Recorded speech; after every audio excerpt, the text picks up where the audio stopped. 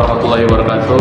Waalaikumsalam warahmatullahi wabarakatuh. Kami dari kelompok 11 mempresentasikan makalah kami yang berjudul Hukum Kepegawaian dan Lembaga Kepegawaian di Indonesia. Kepada presentator pertama dipersilakan. Baik, di sini saya ingin menjelaskan mengenai hubungan hukum kepegawaian dengan lembaga kepegawaian. Hukum kepegawaian memberikan dasar hukum terhadap pembentukan, fungsi, dan wewenang lembaga kepegawaian. Lembaga kepegawaian dibentuk berdasarkan peraturan perundang-undang untuk mengelola seluruh aspek yang berkaitan dengan pegawai, mulai dari pengangkatan, mutasi, promosi, hingga pensiun. Lembaga kepegawaian juga berperan sebagai pelaksanaan hukum kepegawaian. Artinya, hukum kepegawaian tidak akan berjalan tanpa adanya institusi yang berwenang menegakkan dan mengimplementasikan. Misalnya, Undang-Undang Nomor 5 Tahun 2014 tentang Aparatur Sipil Negara menetapkan Badan Kepegawaian Negara (BKN) dan Komisi Aparatur Sipil Negara (KASN) sebagai institusi utama dalam pengelolaan ASN. Menurut Undang-Undang Republik Nomor 14 Tahun 2005 Bab 2 Pasal 2 Ayat 1 dan 2 disebutkan bahwa guru mempunyai kedudukan sebagai tenaga profesional pada jenjang pendidikan dasar, pendidikan menengah, dan pendidikan berusia dini pada jalur pendidikan formal yang diangkat sesuai dengan peraturan perundang-undangan.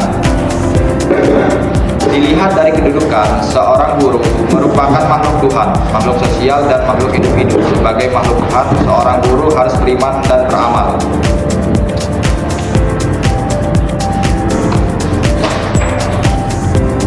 Dan materi selanjutnya akan dijelaskan pada presentator kedua, teman saya Fahrul. Baik, di sini saya Fahrul Bayu Herudin akan menerangkan materi yang kedua, yaitu tentang lembaga kepegawaian dalam hukum kepegawaian. Di sini ada 3 pokok pembahasan. Yang pertama adalah BKN, Badan Kepegawaian Negara. Yang kedua ada KASN, yaitu Komisi Aparatur Sipil Negara, dan yang ketiga adalah LAN, yaitu Lembaga Administrasi Negara.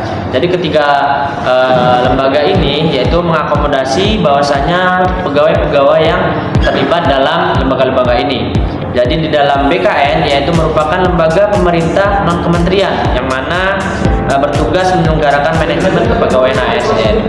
Nah, jadi di dalam sebuah lembaga itu terdapat pegawai yang mana pegawai ini melakukan manajemen baik dari administrasi dan yang lain-lain, itu dinaungi oleh pegawai-pegawai ini yang diwadahi oleh sebuah lembaga yaitu Badan Kepegawaian Negara. Baik, yang kedua adalah Komisi Aparatur Sipil Negara atau KSN. KSN ini merupakan lembaga independen yang mana yang mengawasi pelaksanaan nilai dasar, kode etik, dan kode perilaku ASN. Jadi setelah adanya wadah di dalam BKN, ada juga yang namanya KSN, yaitu sebagai pengawasan yang mana mengawasi perilaku-perilaku pegawai yang melakukan tugasnya. Baik, yang ketiga adalah Lembaga Administrasi Negara atau LAN, yaitu memiliki peran strategis dalam pengembangan kapasitas dan kompetensi ASN melalui pelatihan, pendidikan, dan kajian kebijakan publik. Nah, di sini adalah pelatihannya, yang mana di sini kita bisa mengupgrade pegawai-pegawai yang sedang melakukan kinerja baik atau tidaknya. Baiklah, langsung setelahnya materi yang akan dilanjutkan oleh presentator ketiga kepada Fadal, saya persilakan. Kemudian ada peranan lembaga kepegawaian. Berdasarkan kewenangannya dan wilayah kerjanya itu dibagi menjadi 2. Yang pertama ada Badan Lembaga Kepegawaian Pusat, yaitu lembaga kepegawaian pusat ini ada BKN dan KASN, di mana kewenangan mereka di tingkat nasional. Mereka menetapkan kebijakan umum, kemudian menyelenggarakan seleksi nasional, serta membina dan mengawasi instansi-instansi kepegawaian daerah. Kemudian yang kedua ada Lembaga Kepegawaian Daerah, di mana ini berada di tingkat daerah. Di namanya itu ada BKD, Badan Kepegawaian Daerah, di mana BKD ini sendiri berfungsi menyelenggarakan manajemen ASN sesuai kebijakan pusat dengan memperhatikan kebutuhan lokal. Adapun peranan lembaga kepegawaian ini adalah menjamin profesionalitas dan netralitas ASN, kemudian menegakkan sistem merit dan proses kepegawaian, serta memberikan perlindungan hukum bagi aparatur sipil negara. Mungkin itu saja dari kelompok kami, kurang lebihnya mohon maaf. Kami akhiri, wassalamualaikum warahmatullahi wabarakatuh. Waalaikumsalam.